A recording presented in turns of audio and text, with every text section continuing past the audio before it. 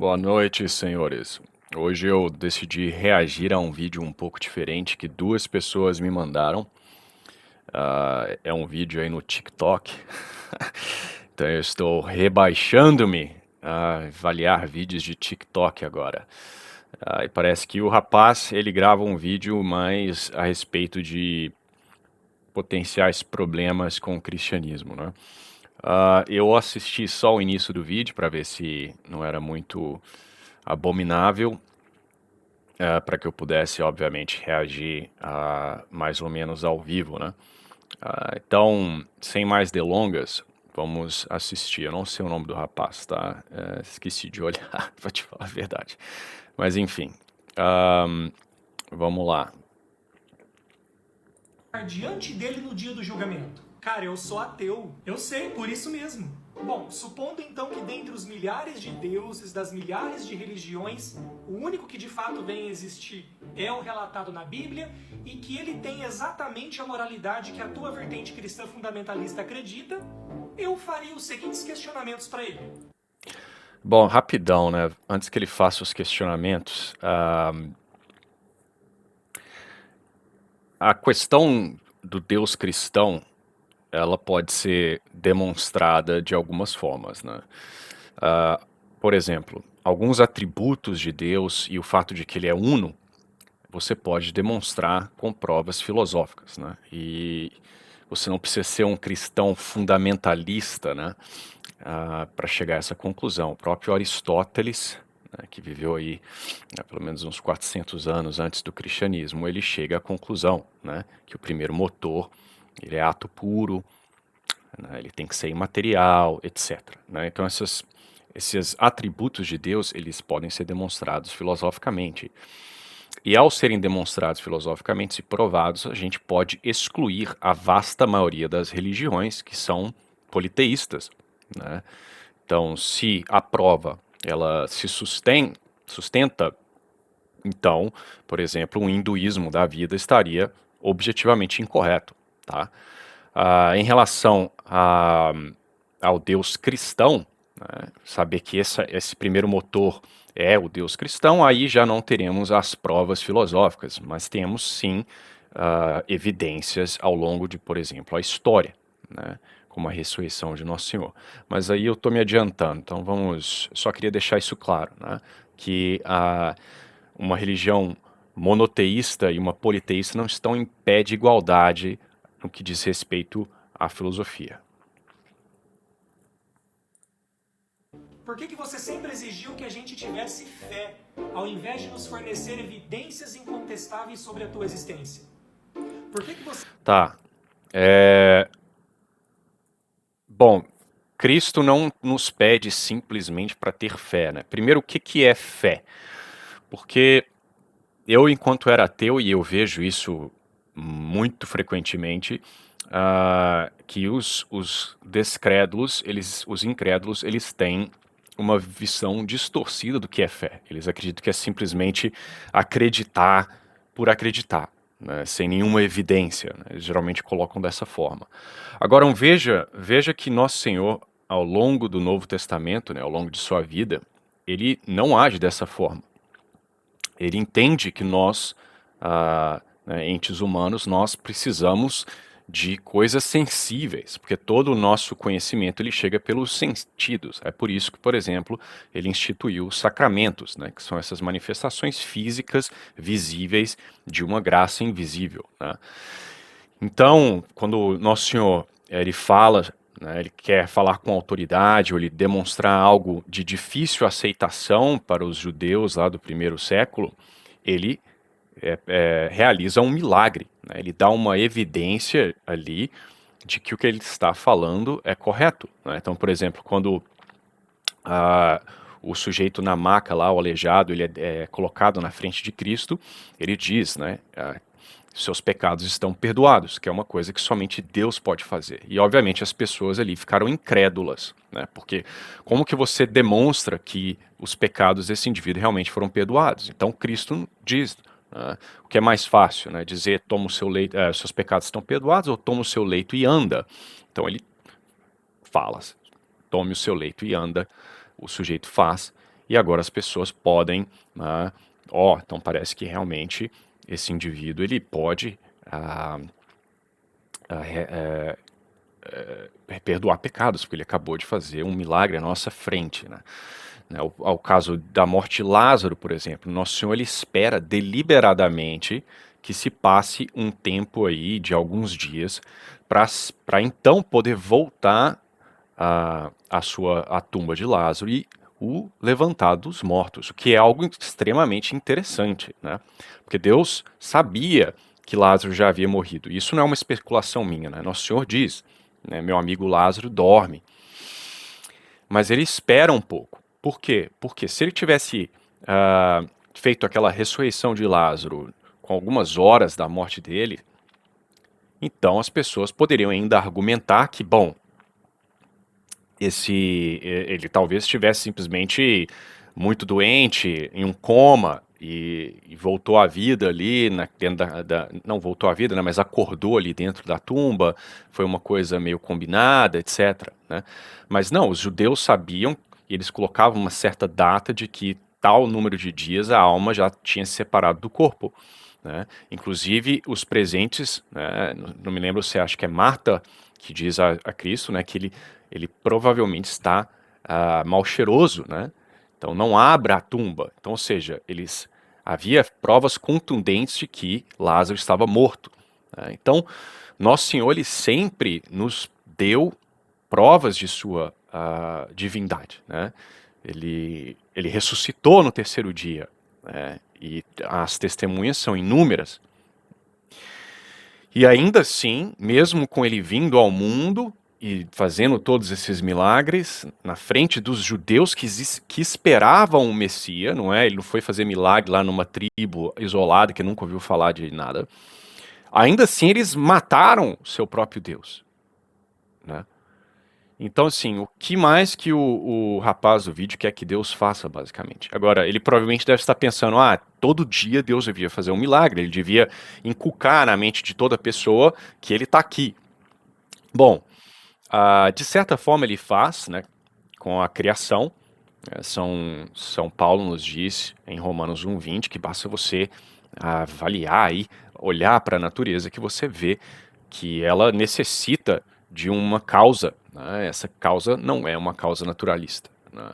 Mas tem um aspecto também que se Deus fosse se manifestar a nós em sua totalidade, né, em sua integridade, nós morreríamos basicamente, porque ele é um ser infinito e nós não conseguiríamos assimilar aquilo. E tiraria também a questão de que nós devemos merecer o céu, de certa forma. Né? Antes que os protestantes entrem despiroquem com a minha frase, óbvio que é Deus efetivamente que nos dá as graças, sem Ele nós não somos salvos, mas nós temos que corresponder com essa graça, nós temos que fazer algo. Né? Deus não nos deve o céu, Ele não é obrigado a nos dar o céu. Então simplesmente, se Ele se manifestasse para todos, não haveria esse caráter de teste, goste desse aspecto do cristianismo ou não. Né? Uma pessoa que vê Deus face a face, é impossível que ele venha a pecar, a abandonar a fé, etc. Né? Porque ele viu a Deus em sua natureza. Então, não haveria o caráter de teste, não haveria a meritocracia, por assim dizer, do céu. Né? Mas, enfim, essa é a minha posição, tá? Baseada, obviamente, nos escritos da igreja, mas se eu falar alguma bobagem, eu estou sempre disposto a me retratar, tá? Principalmente em matéria de catolicismo. Você decidiu se revelar através de um livro historicamente impreciso, repleto de contradições teológicas e suscetível a milhares de interpretações. Bom, ele não nos diz quais são essas contradições, porque ele é historicamente inacurado, né? Então, assim, fica difícil saber do que o sujeito está falando, né? A Bíblia, ela não é historicamente inacurada, né? Os próprios historiadores, ateus inclusive, eles tratam a Bíblia como um livro histórico, e há formas de você saber que ali realmente se trata de uma história. Então, por exemplo, no nascimento de Cristo se fala de um censo que ocorre em tal... nós sabemos quando Cristo mais ou menos nasceu. Então, São Lucas nos dá o nome do indivíduo que pede o censo, então isso pode ser confirmado em outras fontes.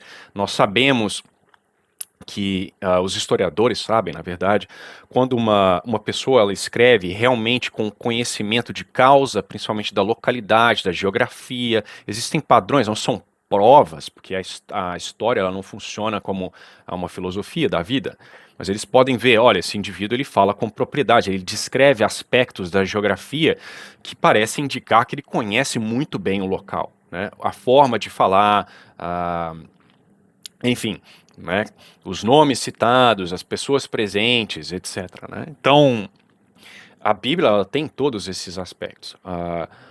Como eu disse, eu não sei quais são as contradições que ele está falando. Se for as diferenças de narrativa sutis entre alguns dos testamentos, por exemplo, como em se não me engano, não sei se é São Mateus, São Marcos, o soldado, o centurião, ele se apresenta fisicamente, né, dá-se a entender que ele que está lá pedindo a Cristo que cure seu servo. Em outro, são pessoas que vêm representá-lo. Isso é facilmente resolvido, né, porque na questão da hierarquia, quando alguém te representa, é como se o indivíduo estivesse lá. E as pequenas diferenças de narrativa, ela, na verdade, aumentam a credibilidade do documento. Porque se 4 pessoas assistirem, por exemplo, um acidente de trânsito, né, descreverem lá uma moto que foi atropelada por um carro que avançou o sinal, se você entrevistar, isso já foi feito, tá? Se você entrevistar várias pessoas ali ao redor, eles vão te dar narrativas ligeiramente diferentes, por causa da percepção deles, a localização e os próprios erros, né? As pessoas, elas às vezes se confundem. Então um indivíduo vai dizer, eu acho que ele estava pilotando da esquerda para a direita, o outro vai se confundir e vai dizer aquilo, ou vão dar aspectos não errados, mas vão focar em um aspecto, em um mais do que o outro. Então, nada mais normal de que diferentes testemunhas deem visões ligeiramente diferentes do mesmo evento. Isso aumenta a credibilidade. Se os testamentos fossem idênticos na sua narrativa, então qualquer historiador chegaria à conclusão que ali não se trata de testemunhas independentes, que sim um copiou o texto de outro. Tá? Mas enfim, eu não sei quais são as supostas contradições, né? Aí fica difícil de avaliar. Por que você criou os seres humanos sabendo que a maioria de nós acabaria no inferno? Bom, pelo menos ele tem uma teologia melhor do que alguns católicos quando ele afirma que a vasta maioria está no inferno, né? Porque tem alguns católicos modernistas aí imagino que alguns protestantes também, que acham que o inferno está vazio, né? O Bishop Barron é um desses, né? Mas o fato é que não é Deus que causa as pessoas irem ao inferno, né? Mas eu entendo a pergunta. Se ele já sabia que as pessoas falhariam, né, cometeriam um pecado original, por que ele ainda assim nos criou? Porque o ato de ser, né, o fato que eu sou, você é algo bom. Né? Deus é puro ser. Né? E porque ser e bondade são a mesma coisa, né? E a bondade ela quer se comunicar, né? É isso que é o amor. O amor ele gosta de dar, né? Contrário do que as pessoas hoje têm a noção, acho que o amor é sugar do outro, né? É querer que o outro te dá. Não, o amor é você dar. Ele não é egoísta. Ele é caridoso. Ele se entrega. Então Deus, por sua bondade, quis espalhar, por assim dizer, né, compartilhar deste ser, né, ele que é o puro ser, e nós participamos desse ser de uma forma análoga. Então, o nosso ser, o fato que nós somos, é algo intrinsecamente bom. Agora, se alguns indivíduos utilizam deste ser, né, do fato que eles são, e com o livre-arbítrio, que também é uma coisa boa, porque caso não tivéssemos, nós seríamos meio que marionetes, e escolhem se condenar, porque Deus dá todas as ferramentas para que todos nós nos salvemos. Então, não vai para conta de Deus. Né? Todas as pessoas sabem que o fato que elas estão vivas é algo bom. Né? Todo mundo gosta de viver. Até o deprimido, ele quer ficar bem. É só uma desordem muito grande que leva ao suicídio. Tanto que muitas pessoas estão aí tristíssimas, com vidas extremamente difíceis, e ainda assim o suicídio é algo raro, porque nós sabemos intuitivamente que a vida é algo bom, e nós queremos preservá-la. Então, não podemos colocar na culpa de Deus para algumas pessoas agirem de forma né, ímpia.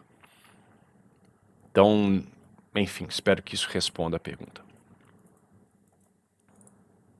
Por que você criou o inferno? Para punir infinitamente alguém que pecou durante um intervalo finito? Que justiça é essa? Qual... Bom, aí já temos mais uma vez pessoas que acham que eles têm uma justiça maior que a de Deus, né? E é engraçado que muitas dessas pessoas, eu não sei se é o caso do rapaz aí, elas são ateias, então elas não podem acreditar em uma justiça objetiva, né? Porque se elas são produtos do processo evolutivo, etc., então a moralidade ela simplesmente não existe objetivamente. A natureza não está preocupada com certo e errado, ela está preocupada com a sobrevivência e com a reprodução. Então, inclusive, se o indivíduo matar muitos e estuprar outros, isso aumentar o seu sucesso reprodutivo ou de sobrevivência, isso para o evolucionismo tá ótimo. Né? Você passando os seus genes para frente, é isso que conta. Então, qual é a medida que ele está se utilizando, né, para julgar as ações de Deus? Geralmente é a moralidade do cristianismo que ele está tentando negar, né?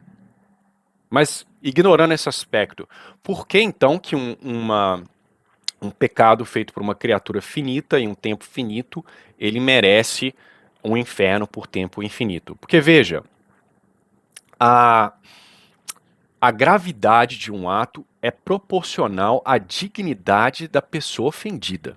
Tá?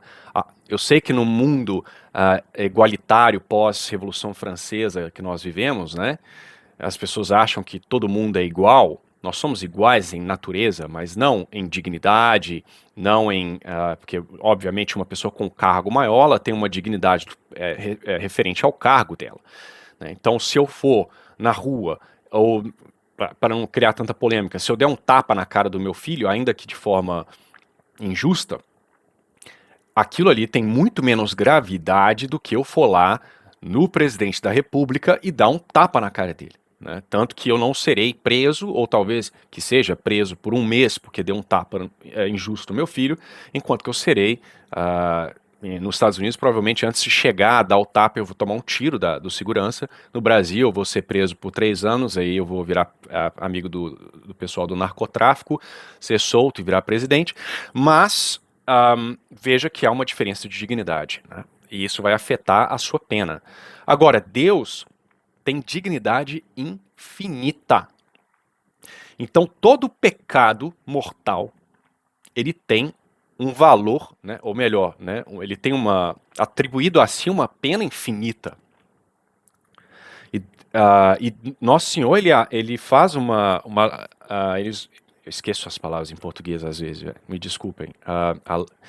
Ele mostra em uma das parábolas que este é o caso, né, a parábola do servo que está devendo. Poucas pessoas percebem, eu não vou me lembrar agora o valor em talentos que ele está devendo ao mestre, mas é um valor completamente sem noção, tá? Que se um judeu lá do primeiro século tivesse ouvido aquela parábola, ele ia falar assim, como que esse servo conseguiu ter uma dívida desse tamanho? Seria na casa hoje de alguns centenas de milhões aí, tá? Então é uma dívida impagável. E é por isso que o perdão do mestre é algo tão assombroso, né? Porque aquele servo, eles têm uma dívida de centenas de milhões e ele é perdoado. E apesar de ter sido perdoado de uma dívida impagável, ele é incapaz de perdoar o outro servo que tinha com ele uma dívida minúscula, né? Então, Deus está aí nos demonstrando que a dívida do pecado, ela é impagável.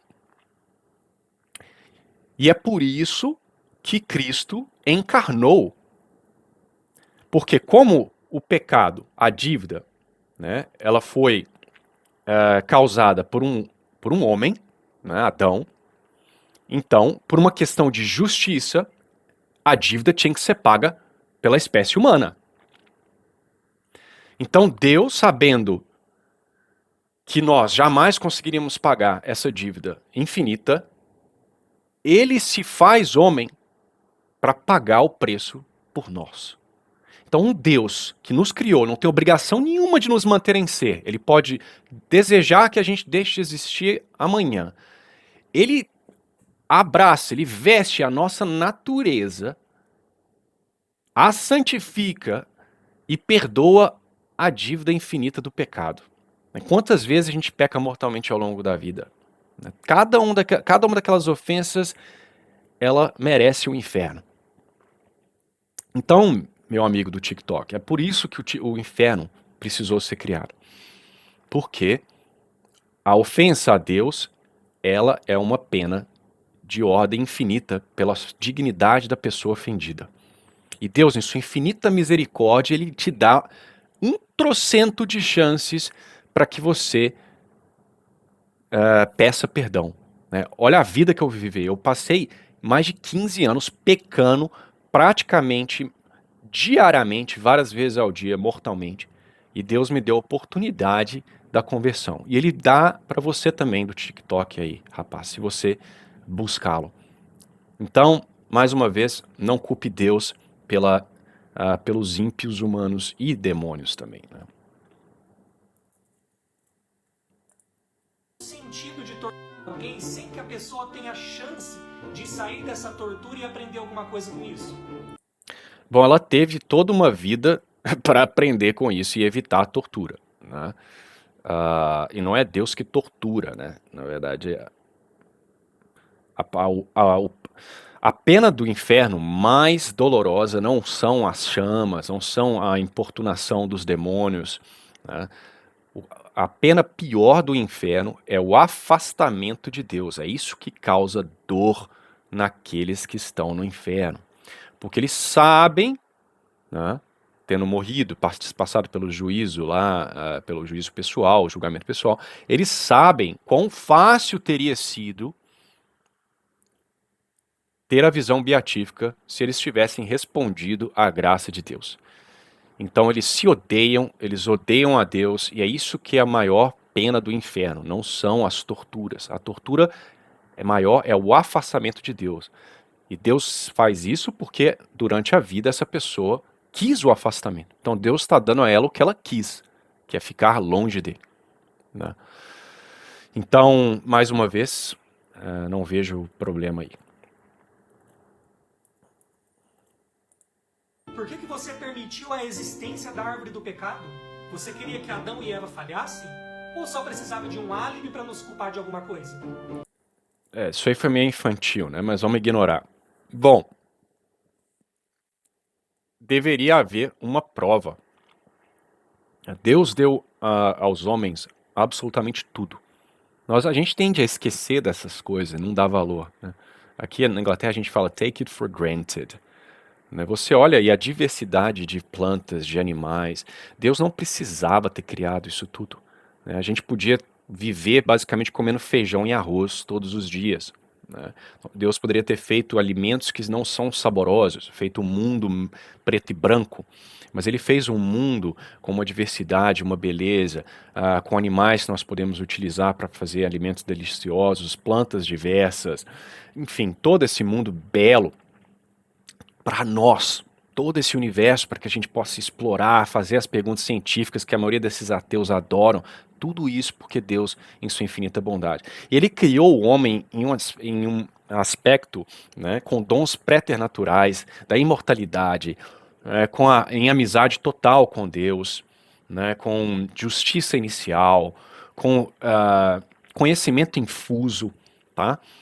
E tudo que ele pediu foi para que o homem fosse fiel. Agora, se ele não gerasse nenhum tipo de teste, mais uma vez nós caímos naquele problema. Né? O homem não mereceria o céu. Deus dá tudo e oferece um pequeno teste. Poxa, dá tudo, só não come dessa árvore, cara. Não come dessa árvore. E o Adão vai lá e falha. Chega a ser ridículo. Né? Não culpando Adão, porque eu já fiz muito pior. E Adão, segundo a tradição, ele se arrepende depois e é salvo, né? Mas, olha, mais uma vez, Deus nos deu absolutamente tudo. Ele só e ele precisa, né? É um teste e é bom para nós também, para exercer a confiança em Deus, né? Nós precisamos ser testados, né? Uma analogia muito bonita para esse tipo de coisa é a questão do ouro, né? Um ouro que não está puro, ele tem impurezas. O que você faz? Você coloca ele no fogo para se livrar das impurezas. Então nós, seres humanos, nós precisamos de testes, nós precisamos demonstrar valor. Se o mundo fosse não houvesse nada de risco, nenhuma injustiça, nem nada, então nós não veríamos o melhor do homem, né? Porque o homem nas adversidades, ele demonstra aí essa caridade, esse amor, etc. Mas olha, Deus inicialmente ele planejou para que fosse uma eterna bonança. Fomos nós que bagunçamos. E ainda assim, após a bagunça, Deus consegue tirar um bem maior de todo o mal que nós fazemos. Então, por exemplo, a queda foi algo horroroso, não deveria ter acontecido. Mas Deus, através, né, por causa desse erro nosso, ele veio ao mundo e se encarnou. E a condição humana hoje, em certos aspectos, é melhor do que a de Adão, porque nós temos Deus na sagrada comunhão. Nós podemos comungar com Deus de uma forma mais perfeita do que Adão podia, né? Porque Deus tirou de toda essa bagunça que a gente fez um bem excelentíssimo, né? Que é Ele mesmo nesse caso. Então, os anjos também foram testados, né? Há especulações de qual seria o teste dos anjos. Muitos santos falam que os anjos tenham sido provavelmente apresentados com a encarnação, né? Eles teriam que servir um Deus que vai, né, assumir uma natureza que está abaixo deles, né, a natureza humana. Outros falam que talvez fosse a Nossa Senhora, né? Por exemplo, parece que Satanás especificamente foi tentado com isso, né? Que ele teria que a Nossa Senhora, uma mulher, uma criatura total, estaria acima dele na ordem da graça, e ele teria que responder a uma criatura humana. Então, eles foram testados e um terço deles caiu, né? Então é por isso, né? Nós não somos bebezinhos, nós temos que passar por esses testes. Até os pais às vezes testam as crianças, porque não Deus, que é um pai, também faria, né? Mas eu tenho certeza que os ateus vão reclamar disso. Ah, que Deus cruel, que testa essas criaturas, mano. Enfim, não é problema nosso, né, que eles ficam surtados. Eu não destampo todas as tomadas daqui da minha casa e depois aconselho as pessoas ou torço pro meu cachorro não encostar nelas. Eu não coloco a vida dos seres que eu amo à prova propositadamente, principalmente tendo o poder de evitar alguma mazela. Por que Mais ou menos, né? Ele não deve ser pai. Eu também não sou, então eu não posso falar muito. Mas muitos pais, eles deixam que a criança, sim, enfie o dedo na tomada, para que ela aprenda a não enfiar o dedo na tomada. Se você ficar protegendo o seu filho de absolutamente tudo, ele vai virar um bundão, um mongoloide, e vai ficar fazendo vídeo no TikTok falando asneira. Você tá entendendo? Não, você tem que deixar a criança. Ó, subir a árvore, você vai cair, vai quebrar o braço. Aí o moleque insiste, tenta subir a árvore lá, cai de cabeça no chão, fica com 2 concussão, metade um retardo. Você fala, tá vendo? Aí, ó, tinha te avisado, né? Tô exagerando, óbvio. Mas enfim, é óbvio, um bom pai, ele permite que o filho seja testado pela vida, para que ele seja uma pessoa com, né, com fibra, né? Assim que as coisas funcionam. Lembre sempre da analogia do ouro, né? Um ouro, para ser puro, ele precisa ser colocado à prova, no fogo, tá? Então, né, já vi aí que ele seria um péssimo pai só com essa afirmação dele, né? E aí, sendo um péssimo pai, ele não vai compreender o pai último, que é o Deus, né? você não condenou a escravidão? Pior, por que ainda criou regras sobre alguns aspectos dela e ainda se diz o Deus do amor? Por que você acha Eu acho que eu sei mais ou menos o que ele está falando do Velho Testamento. Eu não sou especialista no Velho Testamento para opinar aqui, mas quando há uma maldade, né, é melhor que hajam regulamentações para proteger um indivíduo que está sendo oprimido do que deixar a bel prazer, né? Então, em muitos aspectos do Velho Testamento, e são livros difíceis, e como eu disse e repito, eu sou uma péssima pessoa para opinar sobre essas coisas, mas o coração dos homens naquela época estava endurecido. Então haviam coisas ali que Deus estava permitindo temporariamente até a vinda de Cristo, né? Então, por exemplo, a poligamia, algumas coisas ali. Não que aquilo seja bom em si mesmo, mas os homens estavam tão enfiados na iniquidade que se Deus fosse condená-los por todas as coisas que eles faziam, basicamente, se Deus fosse tão estrito como deveria ser, praticamente todo mundo ia para o inferno, né? Porque a queda trouxe uma desordem generalizada. Então haviam ali problemas, tá? Mas certamente existem pessoas que podem explicar melhor. E sem que eles não cite exatamente qual versículo que está se referindo, e existem traduções protestantes que são muito bagunçadas, né? Então, às vezes não é bem escravos, está se falando de servos. Então eu teria que saber qual versículo e fazer uma pesquisa. Mas eu acredito que seja isso, né? Eram regras para proteger exatamente o indivíduo que está sendo oprimido, né? E não o contrário. Isso não significa que Deus está aprovando, porque não foi ele que fez isso, né? Não foi ele que gerou a escravidão. Acha mais importante dizer para as crianças, seres indefesos e totalmente independentes, que elas é que precisam respeitar e obedecer aos pais, ao invés de determinar para os pais para que eles não abusem física ou psicologicamente de seus filhos? Se você realmente se deu ao trabalho de inspirar os... Pera lá. Então, uma coisa não exclui a outra.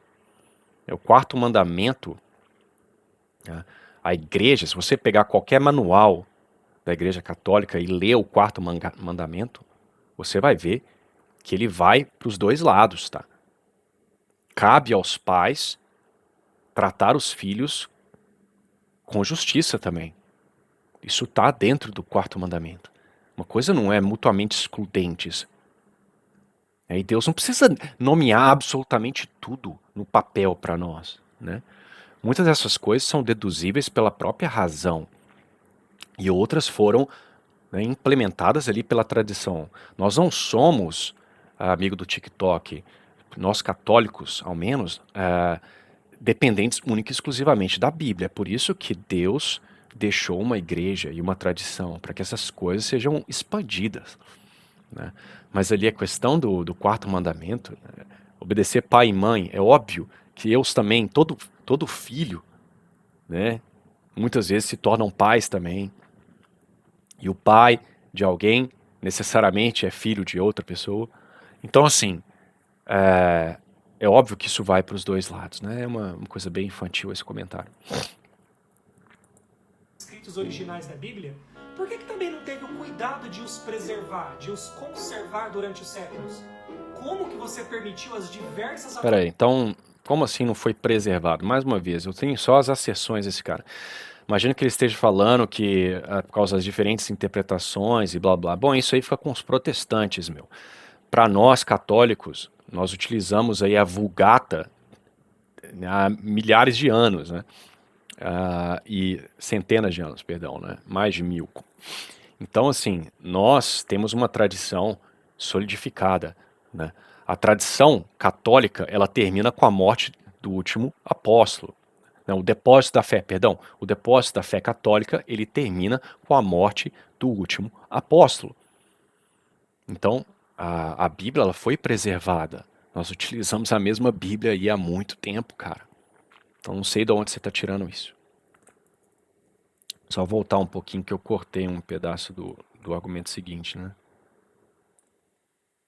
Como que você permitiu as diversas atrocidades de corrupção, de pecados, de genocídio dentro da tua própria igreja, cometidos pelos seus próprios fiéis, como por exemplo a Santa Inquisição? Nossa, aí vem o livro de história, né? Aí você vê que o cara não sabe o que ele tá falando, né? A Santa Inquisição, me diga aí, amigo do TikTok, quantas pessoas que ela matou, né? Você deve ter lido lá no seu livro comunista de quarta série que a Inquisição matou, sei lá, 70 milhões de pessoas, quando no local onde ela ocorria nem tinha esse número na população, né? Então, assim, a Inquisição, os documentos os nossos amigos historiadores aí, professor Marcelo, Carlos Bezerra, Edmilson, eles podem nos dizer melhor qual é o número oficial de pessoas que foram mortas pela Inquisição, mas acho que foi uma questão de apenas algumas centenas ao longo de vários e várias décadas, né? Então, assim, eu quero que ele me demonstre historicamente que a Igreja Católica cometeu algum genocídio, né? Ela não cometeu. Quem comete genocídio são os ateus, inclusive, né? Vide aí Mao Tse, pessoal comunista, Hitler e afins, né? Então, assim, por que que Deus permite que essas coisas aconteçam? Porque nós temos o livre-arbítrio e Deus tira um bem maior, como eu já falei no início, apesar de todas as nossas atrocidades, né? Então, quando está uma bagunça generalizada e Deus claramente corrige essa bagunça, né? Como, por exemplo, as guerras, a Reconquista, né? A Europa foi praticamente tomada. Quantas pessoas foram estupradas, mortas pelos invasores, né, muçulmanos? Quantos países sofreram? E depois a glória de Deus foi manifesta, porque o exército católico tomou de volta a Europa em uma batalha que parecia perdida, né? Veja aí Lepanto, por exemplo. Então, assim, apesar de toda a loucura que não é causa de Deus, não é Deus que está causando, isso aí é a nossa iniquidade, ainda assim Deus consegue tirar um bem muito grande, maior do que toda a nossa bagunça, né? Então, mais uma vez, ele está tentando colocar na conta de Deus as nossas ações, né? Então, enfim, podemos falar, né? Então, e eu quero que ele me prove que a Igreja Católica cometeu um genocídio que seja. Por que tirar a vida de seus próprios filhos como se fossem peças descartáveis para exaltar a fé e moralidade de alguns personagens bíblicos, como Jó, por exemplo? Você acha que dar outros filhos a ele, mais tarde, justifica a morte dos primeiros? Por que você exige... Bom, porque Deus é o Senhor da vida, né? Então, ele pode tirar e dar a vida a hora que ele quiser, né? Inclusive, de acordo com essa própria pessoa, nós não devemos ter existido, né, para começo de conversa, então que essas pessoas morram talvez seja uma coisa boa na visão dele, né? E muitas vezes a morte daqueles que ocorrem na Bíblia, elas ocorrem para que nós possamos crescer espiritualmente com elas, né? E muitas vezes a morte dessas pessoas, elas podem ocorrer exatamente para preveni-las de pecar ainda mais, né? Então, por exemplo, os indivíduos lá da Arca de Noé eram indivíduos, né, o mundo estava enfiado no pecado generalizado, né? Então, de certa forma, a morte, né, um indivíduo que está prestes a morrer, ele tem ainda a possibilidade de uma conversão de último momento, né? Porque todo mundo fala, né, é ateu até o avião começar a cair. Isso é verdade. Inclusive a própria pena de morte, ela dá a oportunidade daqueles que estão lá de ter uma conversão real, né? Eles conhecem a data da sua própria morte, algo que a vasta maioria de nós não conhecerá. Nós podemos morrer amanhã em estado de pecado mortal. Então Deus é o Senhor da vida e da morte. Então quando Ele tira a vida, é da prerrogativa dele, porque Ele a deu para começo de conversa, né? Não interessa se é o filho, ou se é o pai, ou se são outros, né? Você tem os santos inocentes, por exemplo, que foram assassinados por causa de Cristo, né? E certamente essas crianças, né, nós celebramos aí os santos mártires, eles estão agora em júbilo no céu. Foram os primeiros que morreram por Cristo, né? Então, assim, o ateu ele não compreende bem a morte porque ele não entende que há uma vida após a morte, né? de ser adorado? Por que simplesmente não oferece perdão sem exigir algo em troca? Por que você... Não, por que que ele... Bom, por uma questão de justiça, né? Você foi criado por Deus, né? Você tem como fim último Deus, e porque, na verdade, te faz bem adorar a Deus. Não é esse o objetivo principal, é sempre que nós devemos glória a Deus, né? É por isso que nós devemos adorá-lo, porque Ele é nosso Criador, Ele nos mantém em ser. Então nada mais justo que nós adoremos aquele que nos criou, e até os ignorantes pagãos entendem isso, né? Toda religião falsa Eles prestam sacrifícios aos demônios que eles adoram como deuses, né? Porque todo ser humano compreende, né, tirando, mais uma vez, as pessoas que fazem vídeo no TikTok, que receber tudo isso, um universo criado para nós, o nosso corpo, a nossa inteligência feita, né, a imagem de Deus, toda essa diversidade, né, você tem aí petit gâteau que você come, picanha, né, você tem diferentes tipos de carne que você pode comer, tudo isso, e Deus está pedindo simplesmente que você o agradeça, que você o adore, que você o reconheça, e você acha isso um absurdo, que ele deveria simplesmente não pedir. E veja que como nós somos criados por Deus, e Deus é o nosso fim último, ele é a causa final de todos os seres, então há um buraco dentro de nós, uma necessidade de Deus que não pode ser preenchida por nada. Então o indivíduo que não presta culto a Deus, ele não alcança a felicidade necessariamente, porque nós temos enquanto fim último amar a Deus. Então, adorar a Deus, amá-lo, reconhecer a sua bondade é algo que nos faz bem. Isso você pode olhar até estatisticamente, os indivíduos, o nível de depressão e suicídio entre ateus é muito maior, tá? Então, assim, isso é uma coisa meio tola, né? Não, Deus não pode exigir ser adorado, deu tudo pra gente, mas não quer reconhecimento. Não é assim que funcionam as coisas. E é pro nosso bem que nós devemos adorar a Deus também. Nos impõe um sistema complexo, moralista de comportamentos e sentimentos, sendo que você mesmo sabe que nós nunca poderíamos satisfazer completamente? Não, pera lá. Você que tá falando isso, né?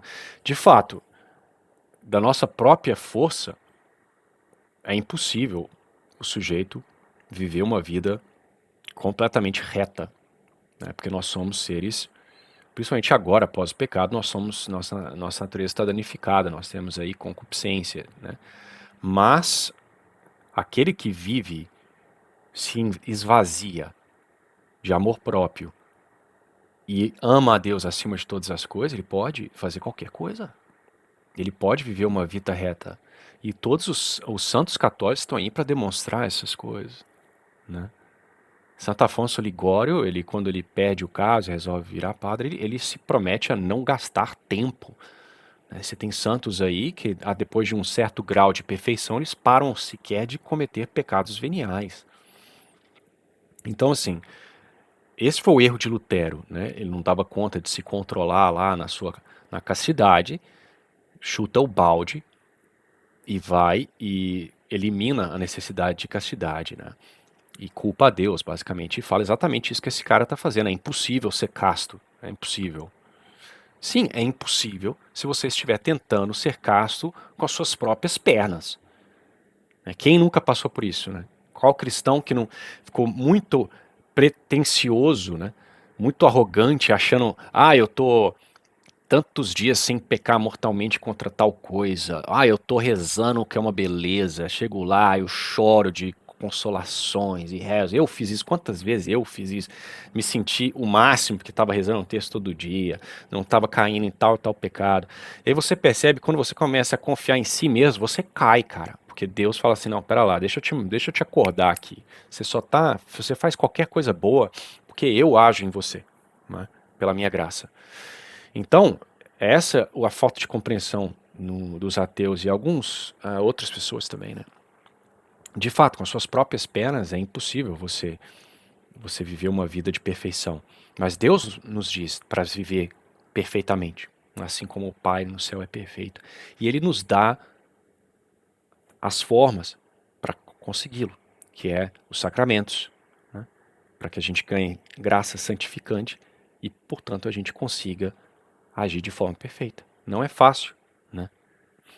Desde que nós reconheçamos que as nossas quedas e peçamos, né, perdão, etc., Deus vai relevar esses erros, né? Se nós nos arrependemos, né? Então, não é bem assim, meu cara. Por que você nos culpa ao invés de reconhecer que a sua criação é que foi falha? Não, a criação Mais uma vez, o cara, ele não, o problema de ateu, né, principalmente millennial, né, de TikTok, é o seguinte, eles não querem responsabilidade de nada, né? Se pudesse, né, o pessoal que trabalhava lá no Twitter, né, esses gente moderninha aí que usa óculos grande e escambau, eles querem fazer absolutamente tudo sem nenhuma responsabilidade. Basta você ir em uma escola hoje em dia, né, o sujeito age igual um babaca, apanha e acha ruim. O sujeito age igual um babaca, não consegue emprego, não tem preparo nenhum e acha que o mundo deve a ele um emprego, né? As universidades estão emburrecendo porque os millennials e o pessoal mais jovem acham que está tudo muito difícil, então tem que emburrecer todo mundo para que ele possa ter um local na universidade, para fazer o curso dele lá de, sei lá, de identidade de gênero, né? Então assim, o pessoal hoje em dia eles não querem responsabilidade de absolutamente nada, né? Então a criação de Deus ela é perfeita, perfeita no sentido de que, né, as coisas criadas, a natureza delas não tem defeito e a operação delas se segue normalmente do organismo, né? Então é um organismo que não é defeituoso. Agora, todo indivíduo capaz, né, que tem livre-arbítrio, que tem razão, ele pode falhar, né? Ele pode não escolher o seu fim, ele pode ir contrário ao fim cometer um pecado, né? Então, mais uma vez, isso aí é birra de millennial. E eu digo isso porque eu sou um millennial, né? Eu sou de 88. Então, basicamente, quer culpar a Deus pelos seus erros, né? Por fim, sendo onipotente e onisciente, você sempre soube o que cada indivíduo, ateu ou de outras religiões, precisava para acreditar e seguir na sua fé. Mas mesmo assim, nunca fez nada. E se fez, falhou em todas as suas tentativas. Falhou que da onde que ai, a coisa vai piorando ao longo do vídeo, né? Que coisa mais horrorosa. Mas enfim, como que ele falhou em todas as tentativas? Deus não tenta, né? A tentativa envolve ali, né? Deus faz, né? O que ele quer acontece. Não existe essa de tentar. As pessoas que foram salvas, então, como é que funciona para esse argumento seu? Eu era um ateu. Hoje eu olho para trás e vejo todas as vezes que Deus estava me chamando, né, atiçando a minha inteligência, colocando pessoas adequadas na minha vida e eu que rejeitei. Agora, porque Deus conhece a ação, ele é culpado por ela? Não. É da teologia católica, nós sabemos que Deus dá a todos as ferramentas para que você se salve, né? Ele deseja que as pessoas se salvem. Agora, se você escolhe não aceitar, você endurece seu coração para essas realidades, para essa ajuda. Se Deus te estende a mão e você dá um tapa na mão dele e resolve escolher o pecado, o que isso tem a ver com Deus, né? Mais uma vez, é uma criança birrenta não querendo assumir responsabilidade das coisas. Deus está chamando esse indivíduo. Veja a parábola do filho pródigo. O filho estava lá entre os porcos, gastou a fortuna do pai. Ele tinha tudo, jogou tudo fora. E o pai estava ali, né? E até ele fica surpreendido. Ele volta lá esperando, querendo um local entre os servos do pai. E o pai o trata com um banquete, até para irritação do outro irmão. Tamanha generosidade de Deus, né? Ao longo da Bíblia você vê isso muito, né? As pessoas ficando escandalizadas com a generosidade de Deus, que ele perdoa dívidas que não deveria. Alguns santos falavam que Deus é louco de amor, né? Como você pode, né, se encarnar, assumir a nossa natureza, morrer na cruz por nós? O que mais que esse cara do TikTok quer que Deus faça? Ele morreu por nós. Ele não precisava, ele podia ter deixado todo mundo aí com o pecado original, se ferrar no inferno, mas ele redime a natureza humana da forma mais sangrenta possível, por puro amor. É muita imaturidade, né? É muita imaturidade. Mas enfim, se Deus quiser, ele converte em algum momento. Você nunca unificou as crenças, nunca forneceu as evidências necessárias e suficientes para que a humanidade como um todo não tivesse dúvidas sobre a tua existência e Mais uma vez, ele culpa a ação das pessoas, né? Não, a Europa inteira era católica, meu amigo, né? A vasta maioria das pessoas até hoje aí, elas são católicas. Você tá entendendo? Então, assim, agora, mais uma vez, porque as pessoas escolhem adorar demônios, né? A culpa é de Deus agora. Meu, nossa, coitado do pai desse moleque, né? Porque ele deve culpar o pai dele de absolutamente tudo, né? Ele deve falar, hoje eu tô fazendo vídeo no TikTok, desempregado, morando no porão dos meus pais por causa deles. Aí eles não me deram o cereal que eu queria na época lá, me deram um com pouco açúcar e eu fiquei revoltado e tô 100% traumatizado e hoje estou aqui fazendo vídeo ridículo na internet. Mas enfim, não tem muito o que dizer, né? É a mesma coisa sendo repetidas de formas diferentes, basicamente, né? com isso, pudéssemos de fato exercer um livre-arbítrio de segui-lo ou não, e mesmo assim vai me enviar para o inferno? O que você... Nossa, hein? Ficamos convencidos agora. Excelentes pontos. Antes do TikTok ter sido inventado, esses pontos não haviam sido feitos, né? Mas enfim, nós temos aí, né, uma pessoa, de certo, ele pode fazer questionamentos, alguns foram até legítimos, assim, né? Não são questões fáceis, a questão do porquê que existe o mal, né, por que que Deus não se manifesta de forma inequívoca, no sentido de, né, simplesmente aparecer no céu, ei, tô aqui, né? São perguntas que podem ser feitas, né? E o católico, ele é convidado a perguntar, né? E os padres, eles devem estar bem preparados para serem capazes de responder essas perguntas, ou ao menos apontar para a fonte para ter essas respostas, né? Eu não respondi muito bem a parte lá de Jó, porque eu não me recordo muito bem agora da história de Jó. Eu não, como eu disse, eu não me preparei para fazer esse vídeo. E é normal, algumas pessoas não terão as respostas que você está buscando. Eu sou um pobre coitado, converti há 4 anos, não li o Velho Testamento inteiro, mas as respostas estão lá. A tradição católica tem 2000 anos, né? Então, todos esses questionamentos que você está fazendo já foram feitos por alguém ao longo da história. Não existe nada de novo debaixo do céu, do sol. Mas há vários dos questionamentos deles eram simplesmente uma birra, né, de alguém que quer poder fazer o que quer, sem nenhum tipo de consequência. E se há consequências, Deus é mau. Um Deus bom não teria me punido porque eu fiz isso e aquilo. Pô, pera lá, cara. Deus é um pai, pensa. Você quebrava o trem lá do seu pai, lá, fazia tudo de errado, fazia não sei o quê. Seu pai não te batia, não. Seu pai não gritava com você, não te corrigia, deixava você ficar lá bagunçando, fazendo pirueta, rasgando o terno dele, fazendo xixi na gaveta, não sei, né? Às vezes era o caso dele, né? Então, você vê que é um problema de maturidade mesmo, né? A vasta maioria das pessoas que questionam a religião católica, né? Mas enfim, nem sei quanto tempo de vídeo já deve estar longo, né? Eu espero que tenha servido para alguma coisa. Se o menino, porventura, assistir esse vídeo em algum momento, que me perdoe as brincadeiras e eu sinceramente rezo pela sua conversão, né? Eu acabei de ver aqui embaixo, 53 minutos, né, comentando um vídeo de 3 minutos. Na próxima eu tento ser mais rápido. Então, fiquem com Deus e até a próxima.